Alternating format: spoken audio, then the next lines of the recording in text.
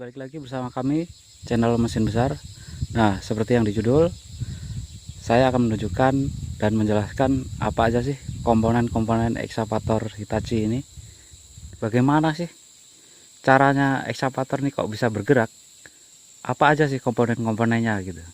Nah, langsung aja, nggak usah banyak basa-basi. Ini unitnya ada ekskavator Hitachi Jaxis 210 ya, kalau nggak salah tahun 2014 ini. Nah, langsung aja kita ke unitnya.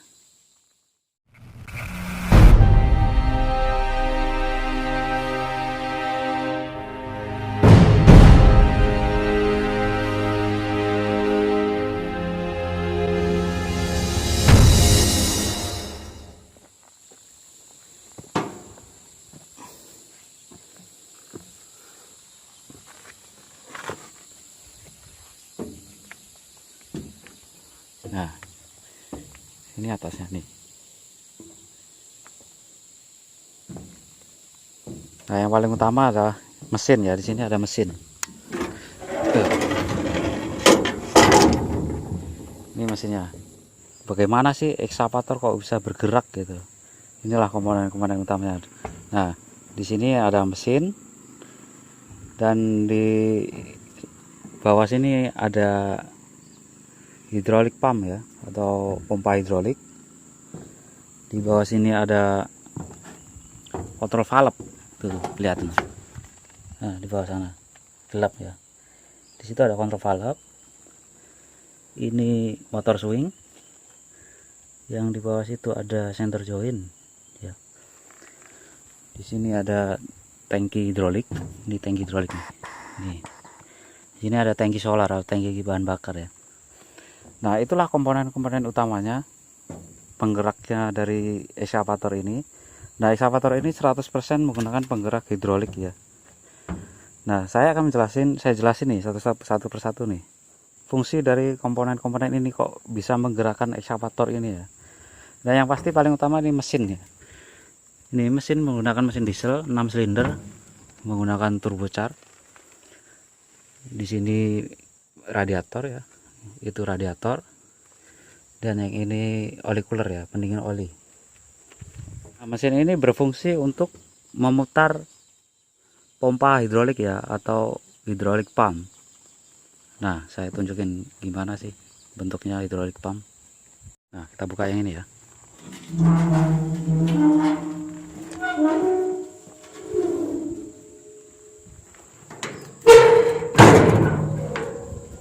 Nah, ini dia hidrolik pumpnya. Nah, hidrolik pump ini berfungsi untuk memompa oli ya, atau memompa oli hidrolik. Oli hidrolik ini dipompa, jadi mesin memutar oli hidrolik pump. Hidrolik pump ini memompa oli, ngasih tekanan disalurkan ke kontrol valve ya. Nih, ini hidrolik pumpnya nih. Dia berada di sebelah kanan ekskavator ya. Ini filter ini filter oli, dan ini filter solar. Ini gasnya nih. Ini motor gas namanya. Jadi otomatis dia kalau ditarik sana ini mutar sendiri, narik gasnya. Nah, langsung aja kita lihat di kontrol valve-nya.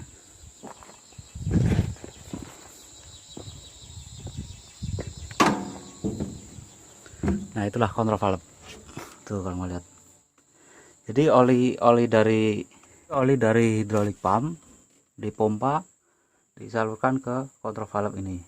Dan fungsi dari kontrol valve ini adalah membagi kemana arah oli yang dibutuhkan atau oli yang diperlukan ya.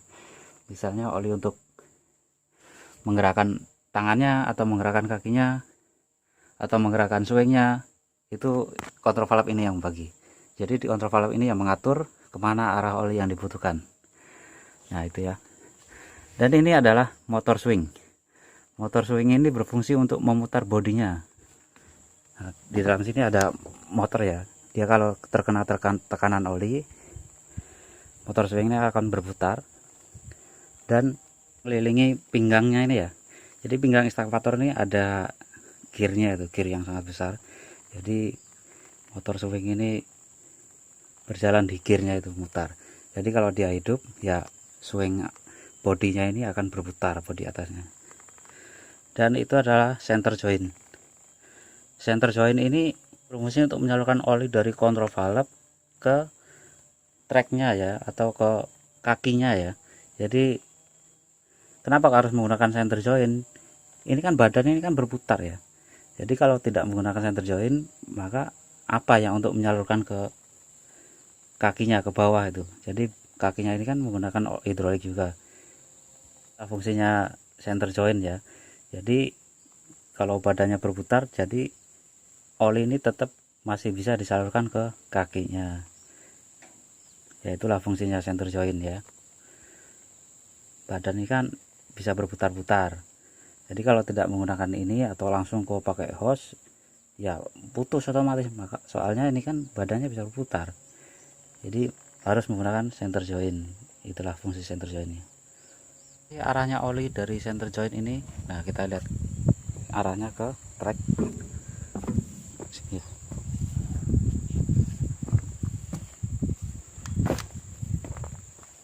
Nah arahnya ke sini.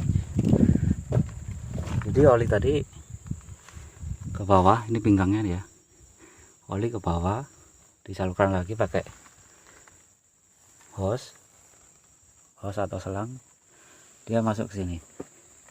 Nah di dalam sini ada motor ya, namanya motor travel. Dari kontrol valve disalurkan ke motor travel, memberikan tekanan jadi menghasilkan putaran. Nah dan di sini ada pedal trip ya. Nah di sini ada dalamnya ada gear. Jadi putaran yang dari motor itu putaran kencang, ditambah gear di dalam ini menghasilkan putaran lambat dan bertenaga.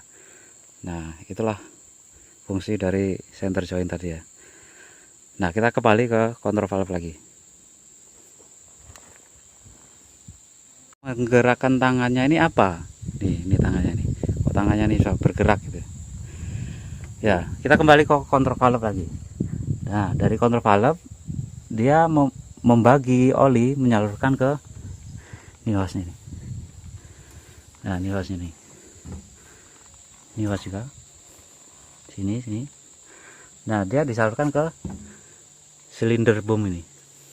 Dari kontrol valve disalurkan ke silinder hidrolik ini ya. Ini namanya, kalau nggak salah namanya silinder hidrolik. Jadi oli disalurkan ke silinder hidrolik ini dengan tekanan besar ya, menghasilkan daya dorong di rodnya ini ya.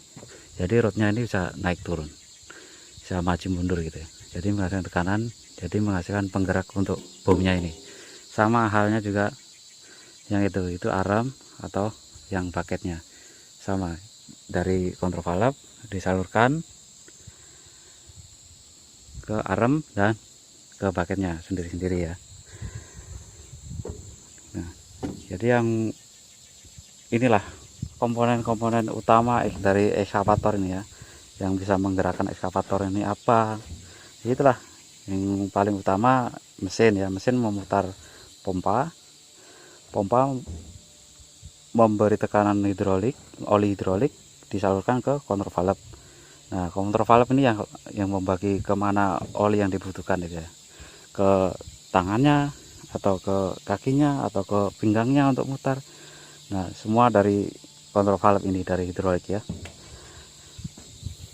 Cukup itu saja ya, penjelasan ini cukup simpel aja, nggak terlalu detail. Kalau detail mungkin nanti kepanjangan. Jadi misalnya detailnya itu ini mesin berapa cc atau menghasilkan horsepower berapa atau menghasilkan torsi berapa.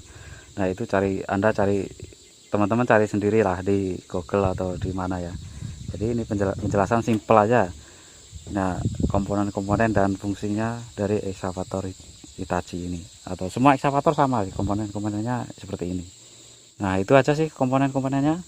Saya rasa teman-teman ya bisa memahami ya penjelasan dari saya. Itu penjelasan simpel aja, nggak terlalu detail. Kalau detail ya cari di Google lah ya. Masalah tekanannya berapa itu saya kurang paham, enaknya cari di Google aja. Nah ini komponen apa ini Ini antena radio ya, antena radio nih. Ini pakai kayu, soalnya antena yang aslinya ini kan patah ini. Jadi kita sambung kabel, kita sambungkan, kita naikkan ke kayu ini, biar mendapatkan hasil gelombang radio yang jernih ya, hasil sinyal radio yang jernih. Ini komponen nggak penting ya, kalau bagi operatornya penting ini untuk ya, untuk dengerin radio ya, musik atau apa, biar nggak jenuh dalam bekerja. Nah, saya rasa itu aja. Kalau ada yang kurang, mohon maaf, bisa ditambahkan atau gimana. Simpel. Kalau misalnya mau kasih tambahan, silahkan komen di kolom komentar ya. Sudah menonton video ini, jangan lupa like, komen, dan subscribe ya, dukung terus channel kita, channel mesin besar, jangan lupa. Itu aja sih penjelasan dari saya. Terima kasih, mohon dimaklumi ya. Salam buku baca.